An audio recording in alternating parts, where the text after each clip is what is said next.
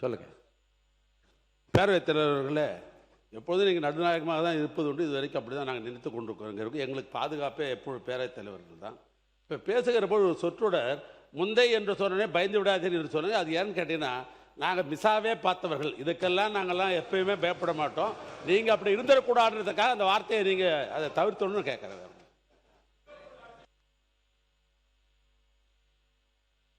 முன்னாள் முதலமைச்சர் ஓ பன்னீர்செல்வம் அவர். பேரவைத் தலைவர் அவர்கள் மனம் விட்டு சிரிச்சுட்டு இருக்காங்க, ரொம்ப சந்தோஷம்.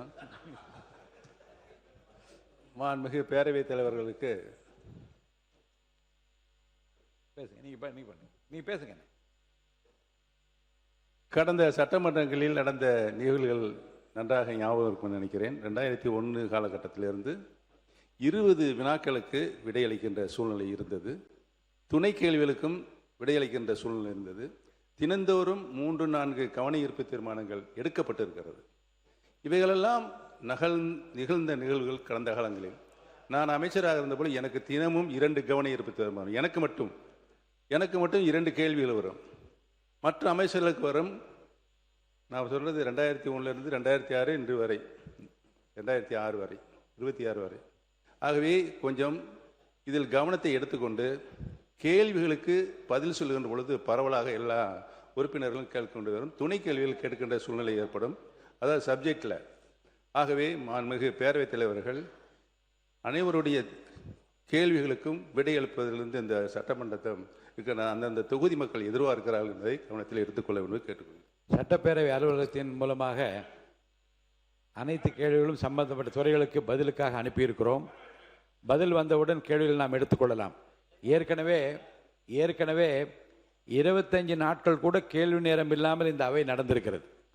ஆனாலும் கூட அப்படியெல்லாம் இல்லாமல் அவ்வப்போது எழுப்பப்படுகிற அந்த வினாக்களுக்கு விடையளிக்கிற விதத்தில் அரசு துறை சார்ந்த அதிகாரிகளும் அமைச்சர் பெருமக்களும் கேள்விக்கான பதில்களை விரைவில் அனுப்புவார்களானால் கேள்விக்குண்டான பதில் வந்தவுடனே விரைவில் நான் கேள்வி நேரத்தை நிச்சயமாக எடுத்துக்கொள்வேன் என்பதை அறிவிப்பாக வெளியிடுகின்றேன்.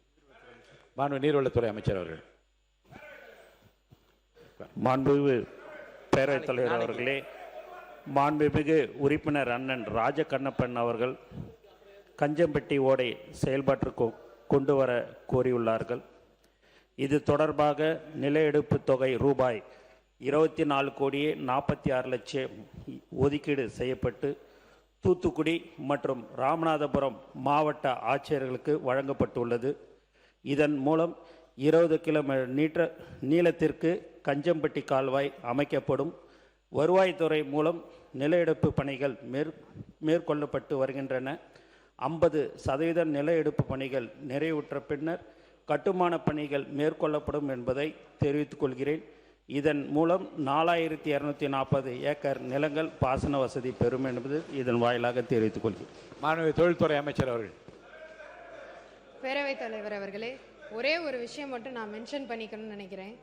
சிவகாசி தொகுதி பற்றி பல பிரச்சனைகள் ரொம்ப டார்ச்சர் பண்ணி ஒரு விஷயங்கள் எதிர்கட்சியெல்லாம் பண்ணாங்க. அதாவது பிரச்சனைகள்லாம் முடிஞ்சிருச்சு, அதுக்கப்புறமும் ஆர்ப்பாட்டம்லாம் நடத்தி பெரிய ஒரு மக்களுக்குள்ள ஒரு அவங்களுக்கு இடையில ஒரு கன்ஃபியூஷனை உண்டு பண்ணிட்டாங்க. அதுக்காக நான் இதை பதிவு பண்ணணும்னு நினைக்கிறேன். அதாவது நம்ம ஆட்சிக்கு வந்தக்கப்புறம் ஒரு 4-5 இன்சிடென்ட்ஸ் நடந்தது. இதனால ஒரு 6 உயிரிழப்பு நடந்தது. உயிரிழப்பு நடந்தப்போ அந்த எதிர்கட்சிகள்லாம் யாருமே கேள்வியே கேட்கல, யாரும் அங்கே கிரவுண்டில் யாருமே இல்லை. நம்ம தலைவர் அவர்கள் தான் அவங்களுக்கு 4 லட்சம் கொடுத்து அவங்களுக்கு துணையாக இருந்தவர் அவர். ஆனால் அதுக்கப்புறமும் அதை சரி பண்ணுறதுக்காக விதிமீறலோட ஏதாவது இருக்கான்னு கண்டுபிடிக்கிறதுக்கு ஒரு 177 இடத்துல நம்ம ஆய்வு பண்ணோம். ஆய்வு பண்ணி இதை சரி பண்ணிக்கோங்கப்பா அப்படின்னு சொன்ன உடனே அந்த ஆய்வை சரி எல்லாத்தையும் சரி பண்ணிட்டோன்னு ஆய்வை நிறுத்திட்டாங்க. அதுக்கப்புறமும் இவங்க ஆர்ப்பாட்டம், கண்டன ஆர்ப்பாட்டம் அதெல்லாம் ரிலீஸ் பண்ணியாச்சு. ரிலீஸ் பண்ணி எல்லாரும் மக்கள்லாம் வேலைக்கு போக ஆரம்பிச்சிட்டாங்க. அதுக்கப்புறமும் போய் கண்டன ஆர்ப்பாட்டம்லாம் பண்ணி மக்களுக்கு இடையில ஒரு கன்ஃபியூஷனை உண்டு பண்ணி வச்சிருக்காங்க. அதனால சிவகாசி மக்களுக்கு நான் சொல்லிக்கிறது தான், எல்லாமே நல்லபடியாக திறந்து நீங்கள் எல்லாரும் சந்தோஷமாக வேலைக்கு போய்கிட்டு இருக்கீங்க. அதை நான் பதிவு பண்ணுறதுக்காக நான் இங்கே